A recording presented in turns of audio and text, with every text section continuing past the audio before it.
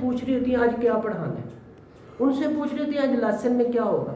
نہ ان کو پتہ ہوتا ہے کہ میں معذرت کے ساتھ کسی کو ٹارگٹ نہیں کر رہا, یہ جنرل بیہیویئر ہے جس پر ہم بات کرنا چاہ رہے ہیں کہ ان کو جب تک فرض کرو, میں کہتا ہوں کہ اگر وہ ایکسرسائز کروانا چاہ رہی ہیں تو جناب کلاس کے اندر بیٹھ کے وہ دیکھ رہی ہیں اس کوشچن کا آنسر کدھر ہے, وہ ڈھونڈ رہی ہیں, بچے بزی ہیں, اور وہاں پہ بیہیویئر مینجمنٹ کے ایشوز آئیں گے, کوالٹی ایجوکیشن نہیں ہوگی. ٹیچر تیار ہو کے نہیں جاتی کہ ان کوشچن کے, ان فل ان دا بلینکس کے, ان MCQs کے آنسر وہ لے کے جائے. اب تو چونکہ وہ ٹیچرز گائیڈ بھی آ گئی ہیں, کی بکس بھی بازار میں اویلیبل ہوتی ہیں, لیکن اگر نہیں ہے, زیادہ تر نہیں ہے, تو آپ کے لیے اس کو تیاری کر کے جانا پڑے گا. اور یہ پرنسپل کی ذمہ داری بنتی ہے کہ وہ اس بات کو انشور کرے کہ کیا ٹیچر آنے والے لیسن کے لیے, جیسا بٹی صاحب نے بتایا, کہ اس کے لیے ساری کی ساری جو ریسورسز ہوتے ہیں وہ آپ کے پاس اویلیبل ہونے چاہیے, وہ کسی بھی شکل میں ہوتے ہیں. تو جو لیسن پلان ہوتا ہے آپ کو صرف, میں یہ کہتا ہوں اس دفعہ نہ کریں, صرف آپ پہلا اپنا کانسیپٹ بنائیں کہ ہم لیسن پلان ہوتا کیا ہے. ٹیچر جب جائے تو اس کا ایک خاص مائنڈ سیٹ ہو, اس کا پیٹرن ہو, کلاس میں انٹر ہو تو سب سے پہلے وہ کیا کرے گی, وہ obviously برین اسٹارمنگ کرے گی, پرائر نالج جو پچھلا نالج ہے اس کے بارے میں بات کرے گی, پھر اس کے اندر ایک لیسن کی وہ سٹارٹ کرے گی, تو پھر اس کے بعد اس کو ریپ اپ بھی کرے گی, پھر اس کا کنکلوسیو جو جسے ریویژن کہتے ہیں, ریپ اپ کرتے ہوئے ان چیزوں کو سمرائز کرے گی. یہ ایک پیٹرن ہے, ہر ٹیچر کا ایسا نہیں ہوتا. تو میں یہ چاہتا ہوں کہ پرنسپل کم از کم اس پر باقاعدہ تھوڑی ان کی لرننگ ہونی چاہیے, اور اس پر اس کو اپنے پہلے کنسیپٹ کلیئر کریں کہ لیسن پلاننگ ہوتی کیا ہے. ہر ٹیچر کو کہیں کہ وہ 1 لیسن, 2 لیسن, 3 لیسن خود سے پلان کریں, اس کو ایگزیکیوٹ کریں کلاس میں, اور اس کے ریزلٹس دیکھیں. اوبویسلی اس کے ریزلٹ بڑے اچھے آئیں گے, لیکن اس کے لیے مسئلہ کیا ہے کہ ہم اتنا کام کرنا نہیں چاہتے, جان مارنا نہیں چاہتے, ایکسٹرا ٹائم نہیں, اور لرننگ نہیں, ہم سیکھنا نہیں چاہتے. اور سب سے بڑی بات یہ ہے کہ جب پانی رکتا ہے تو وہ بدبودار ہو جاتا ہے. آپ سیکھیں, مارکیٹ میں آپ کی ویلیو بڑھتی جائے گی. میں ایک مطلب کہ کلیئرلی بتا رہا ہوں کہ ایک ٹیچر ہے, فرض کرو میں اب یہ ٹو بی آنیسٹ 10,000 روپیہ ایک لے رہی ہے. آپ کی جو اسکل ہے, اگر یہ بنیادی اسکلز ان کی بہتر بنا دیں, ان کی کمیونیکیشن اسکل بہتر بنا دیں, اس کی مارکیٹ ویلیو 10,000 نہیں رہے گی. اسی طرح آپ کے اسکول کی بھی بات کہ آپ کے اسکول کی جب بنیادی اسکلز اچھی ہو جائیں گی, میتھڈالوجیز اچھی ہو جائیں گی, آپ کی ٹیچنگ میتھڈالوجیز اور اسکلز شارپ ہوتی جائیں گی, تو آپ مارکیٹ کے اندر وہاں پہ نہیں رہتے. آپ کی گریڈنگ اور کریڈیبلٹی بڑھتی جائے گی, ڈیفینیٹلی بڑھتی جائے گی. تو میں کہتا ہوں کہ اس پر تھوڑا سا فوکس کریں. یہ ساری چیزیں آن لائن بٹی صاحب کے پاس اور واٹس ایپ گروپ میں کچھ چیزیں اور ہیں جو میں آپ کے ساتھ اینڈ پہ شیئر کروں گا, وہاں پہ یہ چیزیں ساری اویلیبل ہوں گی. آپ کسی بھی وقت سافٹ میں, ہارڈ میں آپ لے سکتے ہیں. تو میں اس پر زیادہ بات نہیں کروں گا. ہم جب لیسن دیتے ہیں تو ٹیچر کو پتہ ہونا چاہیے کہ ہم کیا دینے جا رہے ہیں. 2 چیزیں ہیں, فرض کریں میٹر کی سٹیٹس ہیں, مادہ کی حالتیں, اردو میں کہہ رہا ہوں, اور مادہ کی حالتیں پڑھانی ہے تو یہ انہیں پتہ ہونا چاہیے یہ میں نے پڑھانی ہے. ٹھیک ہے. اسکلز کیا ہے, آج کا جتنا نالج ہے, آنے والا جتنا وقت ہے, وہ اسکل بیسڈ ہے. کسی کو کوئی پتہ نہیں ہے میں x² + 2xy + 3y = 4 پڑھتا ہوں, ساری زندگی پڑھتا رہوں گا, مجھے آج تک نہیں پتہ چلا میں نے مارکیٹ کے اندر, گھر کے اندر, اسکول میں, مدرسے میں اس کو استعمال کدھر کرنا ہے. جب تک آپ اس کو یہ چیز نہیں سکھائیں گے کہ اس نالج کو امپلیمنٹ کدھر کرنا ہے, اس کو کس طرح سے لاگو کرنا ہے اللہ اپنے معاشرے میں, اپنی زندگی کے اندر, اس کو اسکل کہتے ہیں. فرض کرو میں کہتا ہوں کہ میٹر کی سٹیٹس پڑھا دی, یہ مادہ ٹھوس ہوتا ہے. آپ اردو میں پڑھاتے ہیں یا انگلش میں؟ ہاں انگلش میں. سالڈ ہے, لیکوڈ ہے, گیس ہے, آپ تینوں کی سٹیٹس پڑھا دی. یہ تو نالج ہے. تو اس کی جو اسکل ہوگی وہ کیا ہوگی, 3 کٹھی چیزیں رکھ دیں, برف کا ایک ٹکڑا رکھ دیں, وہ سالڈ ہے, پگھل جائے گا, لیکوڈ ہے, تھوڑی دیر کے بعد ایویپوریٹ ہو جائے گا, وہ گیس ہے. بچہ ان چیزوں کے درمیان تمیز کر سکے, یہ آپ نے بچے کو سکھانا. بیکن اس میں اور ہمارے اندر کوئی فرق نہیں ہے, وہ صرف اسکل بیسڈ ہے. نالج اور اسکل کو بیلنس کرتے ہیں. وہ بچہ جب ایکچوئل لائف کے اندر اس کو امپلیمنٹ کرنا سیکھتا ہے تو وہ ہمارے بچے سے آگے ہوتا ہے. تو یہ سب سے بڑی بات ہے جس پر آپ نے فوکس کرنا. یہ پرانی چیزیں ہیں. سب سے پہلے کلاس میں جب جائیں تو ٹیچر کو سکھائیں کہ برین سٹارمنگ کروائے, جو پچھلا نالج ہے, پچھلا جو علم ہے اس کو لے کے آگے ہیں, اس کے بارے میں پرائر نالج کو, اس کے بارے میں سوال پوچھیں.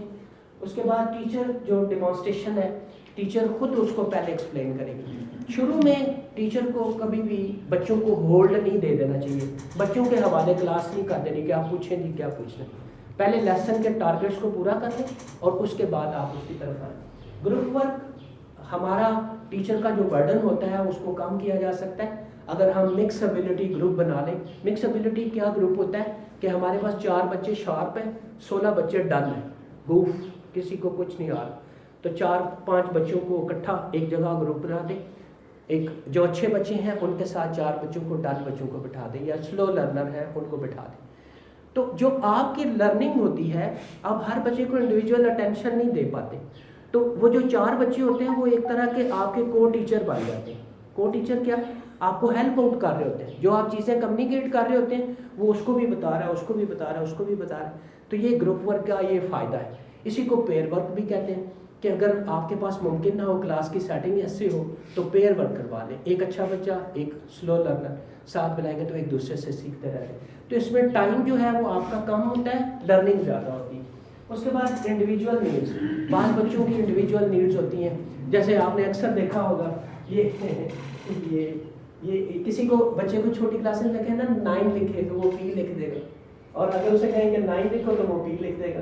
B والے D لکھ رہے ہوتے ہیں, D والے B لکھ رہے ہیں. تو یہ کیا ہے, انڈیویجول نیڈس. ایک بچے کی آئی سائٹ ویک ہے, ایک بچہ واش روم کے لیے بار بار کہہ رہے ہیں, بھائی اس کے لیے غور کریں کہ اس کو پتہ نہیں, اللہ نہ کرے خدا نہ خواستہ, اس کو شوگر ہے, بار بار واش روم کیوں جا رہے ہیں. پھر وہ کہتا ہے کہ مجھے تو سب سمجھ ہی نہیں آ رہی. بھائی پتہ نہیں ہے, اس کی آئی سائٹ ویک ہے, اس کو پیچھے بٹھایا ہوا ہے. اس کی انڈیویجول نیڈس کو ایڈریس کریں, اس کو آگے بٹھائیں, جو اس کے پیرنٹس سے بات کریں کہ بھائی اس کے انڈیویجول نیڈس کیا. ایک بچہ لیفٹی ہے, آپ نے اس کو رائٹ والی کرسی دی ہوئی ہے, تو بیکنوکس میں یہ یا کسی بڑے اسکول میں یہ ہوتا ہے کہ 10% چیئر جو ہوتی ہیں وہ لیفٹی اور رائٹی دونوں کے لیے ہوتی ہیں. تو وہ لیفٹ والا بچہ جو ہے اس کو آپ فورس نہیں کر سکتے. تو یہ انڈیویجول نیڈس کی مثال بات کروں. پھر اس کے بعد ایکسٹینشن ٹاسک. آپ کے پاس بچے بڑے زیادہ, میں جلدی گزر رہا ہوں, انشاءاللہ میں بڑی جلدی سمیٹ دوں گا اس کو. تو ایکسٹینشن ٹاسک کیا ہوتا ہے کہ جب آپ کسی لیسن کو پلان کرتے ہیں تو 40 منٹ کا ہے تو 35 منٹ کا لیسن پلان کر دیں, 10 منٹ کا ایکسٹینشن ٹاسک ہو جائے گا. ایک بچہ بڑی تیزی سے کام کر کے بیٹھ گیا, آپ کسی کو چٹکیاں کر رہے ہیں, کسی کو ٹھڈے مار رہے ہیں, کسی کو تنگ کر رہے ہیں, پوری کلاس ڈسٹرب ہو رہی, تو آپ نے اس کو انگیج کرنا ہے. تو اس کے لیے کیا کیا جائے, اس کے لیے ایکسٹینشن ٹاسک بنا لیا جائے, اس کے لیے الگ ورک شیٹ. بھائی ادھر بیٹھے, وہ لیسن پورا ہو گیا, ایسا کرو کہ lesson number 1 page number 1 page number 2 اس میں سے جو ڈیفیکلٹ ورڈز ہیں ان کو انڈر لائن کر کے لکھنا شروع کر. بچہ بزی ہو گیا, اور وہ جو بیہیویئر مینجمنٹ کا ایشو آتا ہے وہ نہیں ہوگا. یہ میں آپ سے کیوں شیئر کر رہا ہوں, آپ یہ چیزیں ٹیچرز کو تھوڑا تھوڑا کر کے بٹس میں سکھاتے جائیں. آپ یقین کریں کہ 1 سال کے بعد یہ سارا کچھ اگلے سال ہم اس کو امپلیمنٹ کر دیں. لیسن پلان کیے ہوئے ہیں لیکن ہم اس کو ایگزیکیوٹ نہیں کر رہے. آخری بات جو ریپ اپ ہے کہ جو کچھ آپ نے پڑھایا ہے 2-3 بچوں سے کہیں کہ آپ اس کو سمرائز کرو, یعنی اس کو بولو. میٹر کی اسٹیٹس کون کون سی ہوتی ہیں وہ بچے گا, سالڈ, لکوڈ, گیس, 3 دفعہ رپیٹ ہو جائے گا, لیسن تقریباً 20-30% اس کو وہاں پہ یاد ہو جائے گا. تو ریپ اپ پراپر ہونا چاہیے, تب آپ کا لیسن جو ہوتا ہے وہ پروڈکٹیو ہوتا ہے. میں آگے چل سکتا ہوں؟ اب بور تو نہیں ہو رہے؟ بس تھوڑی سی اور بات ہے کہ جب آپ کے پاس ریسورسز ہیں, میں اس پر بات نہیں, ٹائم مینجمنٹ پہ بھی بات نہیں کروں گا, یہ ہوم ورک پہ بھی نہیں, اسیسمنٹ پہ بھی نہیں. یہ جب آپ کا لیسن ہو جائے تو سب سے پہلے آپ کے ذہن میں کیا آتا ہے؟ خواتین جب نکلتی ہیں تو پھر ان کے بعد فلاں نے مجھے یہ بات کہی تھی, فلاں نے میرے ڈریس کے اندر یہ خامی نکالی تھی, میرا کپڑے میچ نہیں کر رہے تھے. یہ کریٹیکل تھنکنگ ہے. آپ سوچیں گے تو یقینی طور پر یہ سوچیں گے کہ میرا فلاں بچہ آج وہ سارا دن بور ہی رہا ہے, اس نے کام نہیں کیا, اس کا رزلٹ نیچے جا رہا ہے, فیلنگ پرفارمنس ہے.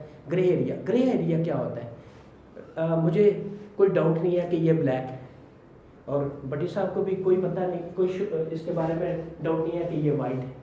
لیکن اگر میں گرے کی بات کروں گا تو ان کی رائے الگ ہے, ان کی رائے ان کی, کیونکہ گرے میں تو بہت سارے شیڈز ہوتے ہیں, تو ہر ایک کی رائے جس میں مختلف ہو, ہارڈ اینڈ فاسٹ رول نہیں ہوتا اس کا, اس کو گرے ایریا کہتے ہیں. تو بچوں کے جو گرے ایریاز ہوتے ہیں سوائے کلاس ٹیچر اور ٹیچر کے علاوہ کوئی اس کے بارے میں پرنسپل اس کے بارے میں اچھی رائے نہیں دے سکتا. تو گرے ایریاز پہ بات کرتے ہوئے اسٹوڈنٹس کی ایویلیویشن کریں کہ میرا فلاں اسٹوڈنٹ جو ہے وہ ویک جا رہا ہے, ان کو نوٹ ڈاؤن کریں. یہ اسٹوڈنٹس کی ایویلیویشن ہو جائے گی. ٹیچر کو نوٹ کرنا چاہیے کہ آج کا جو میرا لیسن ہوا ہے اللہ کو حاضر ناظر جان کے کیا واقعی ٹھیک تھا. تو اس کا ضمیر اگر زندہ ہے تو یقینی طور پر کہے گا کہ نہیں, میرے 50% بچوں کو اس کی سمجھ ہی نہیں گئی. تو اس لیسن کو ری پلان کرنے کی ضرورت ہے. یہ اسٹوڈنٹس ایویلیویشن. اسٹوڈنٹ ایویلیویشن پھر ہم دوبارہ ڈیٹیل میں بات کریں گے. ٹیچرز ایویلیویشن کیا ہوتی ہے کہ جب وہ ٹیچر ایویلیویٹ کرتا ہے کہ ہاں میرا لیسن اچھا نہیں ہوا, تو اگلے لیسن کے لیے جو اسٹریٹجی ہے یا اس لیسن کو یا تو دوبارہ ہونا چاہیے یا اس کے اندر یہ چیزیں بہتر ہونی چاہیے. میری ٹائم مینجمنٹ ٹھیک نہیں تھی, میرے ریسورسز اچھے نہیں تھے, یا جو میں نے ڈلیور کیا میرا اپنا نالج ہی اچھا نہیں, میرے کنسیپٹس کلیئر